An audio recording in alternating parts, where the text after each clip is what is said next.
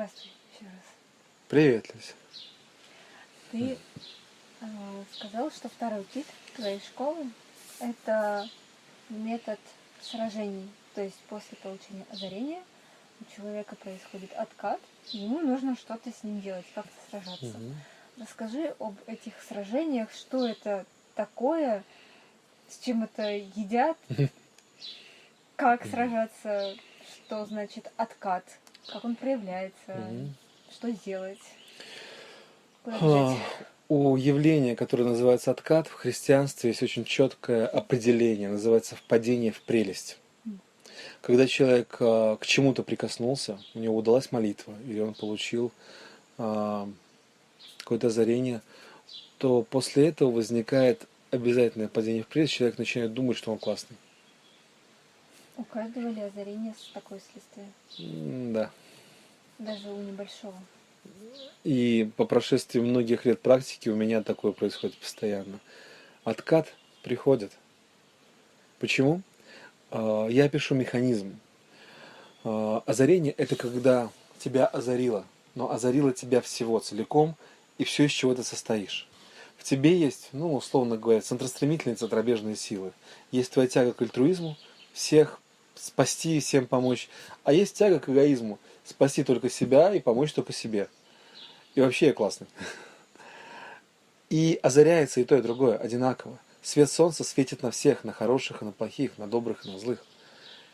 И ни на хороших и ни на плохих тоже свет солнца попадает. И поэтому, когда озарение приходит в человека, то развивается все в нем вообще. И замечательное, и ужасное.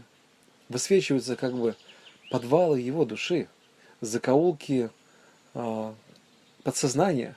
Они вдруг, будучи освященными, показывают, что там есть какие-то драконы, которые сидят и, будучи найденными, готовы сражаться за свое существование, готовы мстить за то, что их нашли, готовы доказывать, что они имеют право на жизнь. И они приходят и заявляют свои права. И в человеке такое поднимается. Так крышу сносит, что вау. Поэтому заранее, еще перед тем, как дать человеку возможность озарения, необходимо научиться предупредить его для начала, что человек будет полный форменный пипец. Он придет, и он тебя застанет, и у тебя все будет очень плохо. Он однозначно будет. Человек, ты готовься. На что это похоже? Вася, расскажи, там, Маша, расскажи, там, Катя, расскажи человеку, Андрюша, ты поделись. И человек слушает, думает, мама, а туда ли я попал? Оно мне надо. Но некоторые особо отважно говорят, ладно, я согласен или согласна, давайте мне свое озарение, я прям вот сейчас я могу. Это знаешь, когда Александр Македонский принимал воинов в армию, то в обязательном порядке им били по морде и смотрели за реакцией. Если воин бледнеет, то его не брали, потому что первая реакция его страх, сужение сосудов. А если он краснеет, то есть расширение сосудов, адреналин, брали. Почему? Потому что в нем появился гнев. То есть он не схлапывался, он сразу был готов к битве. Так вот, мне интересны только бойцы. Те, которые говорят, хорошо, сразимся. И после этого можно начать человека готовить постепенно. Дать ему основные инструменты, механизмы, поделиться, кто как сражается. Пусть люди поделятся опытом. Знаешь, такая учебка. Прежде чем человека засовывать на поле боя и делать, чтобы не сделать его таким пушечным мясом, а сделать его тем, кто пройдет первую битву, и вторую, и третью, и потом будет новичкам рассказывать, как это сражаться. Его нужно обучить. И вот у нас идет учебка такая. Мы обучаем, показываем, рассказываем.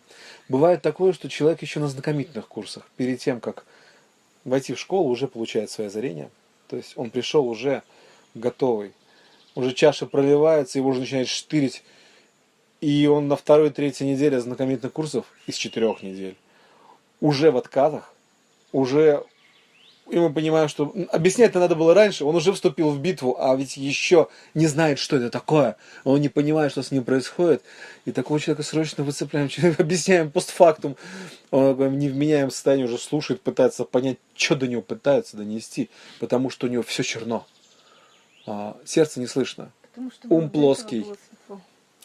Но он получил свое озарение, тут же откатило. Кураторы иногда, они могут перестараться. Могут же причинить человеку счастье. И он такой, вау, счастье, потом бам, и слетел с катушек. И такое бывает. Но это скорее исключение из правил. Особо талантливый, да? Да, особо талантливые люди, и нужно заранее их присматривать, рассказывать, объяснять. А так вообще как норма. Человек приходит в школу, ему говорят, человек, будет озарение. Окей. Все, давай, готовься. И понеслась. Вот нужно подготовить к сражениям. Кто как выигрывал битвы. Вот здесь вот методов просто миллион. Причем я вижу то, что опытных бойцов, которые получают много озарений, справляются с ними, идут дальше, идут по нарастающей, у них потрясающая ясность и влияние на окружающих. Они как магниты, которые тянут за собой людей, и они увеличивают постоянно эту амплитуду. Я вижу, что у каждого из этих бойцов свой узор, свой набор методов и свой узор боя. В прямом смысле этого слова. То есть каждый бьется по-своему, и каждый одержит победу по-своему. Нет двух одинаковых, и это красиво. Больше того, в процессе развития человек овладевает все новым приемом. Рядом бьются товарищи плечом к плечу. Он их подсматривает, они делятся друг с другом. И становится все лучше и лучше. И в итоге, если говорить о том, что кто такой совершенный человек, кто такой человек, который будет следующей ступенькой после Homo sapiens, это будет опытный воин, который знал много озарений, который познал, что смерти не существует, который познал, что такое настоящее истинное братство. Космос для него распахнут, и он вечен, и он растет от славы к славе. И не имеет значения, в каких формах будет существовать дальнейшему образу его разум, потому что он сам выбирает эти формы. Он свободен. Как встретить завтрашний день? В каком виде существовать и в какой части Вселенной? Какой опыт получать? И вот эта истинная, настоящая свобода является следствием многих битв, которые человек выдержал, сражаясь с откатами, получая все больше и больше озарения, которые дают все большую и большую свободу. В итоге, когда человек уже может сам управлять своими озарениями, он становится тем, что индусы называют живая свобода. Когда ты сам управляешь своим развитием. Вот к этому мы и ведем наших учеников. Настоящая свобода, настоящее счастье, отсутствие тех, кто может тобой манипулировать, отсутствие каких-то границ, потому что ты знаешь эти границы, и ты их раздвигаешь, их не существует. Когда ты соприкасаешься с границами, они существуют только в тот момент, когда ты прикоснулся, а потом их нет, они раздвинулись. И так день за днем ты раздвигаешь границы самого себя. Плоский, глупый человек где-то в прошлом за бортом. Это как щепки какого-то сгоревшего дерева, непонятно где существовавшего и когда. То, каким ты вступил в этот мир, это лишь тень, лишь воспоминание о той глупости, с которой ты стартовал, о том болоте, с которого ты выполз. Ты свободная птица, ты сам выбираешь свой день. Живая свобода. Это очень красиво.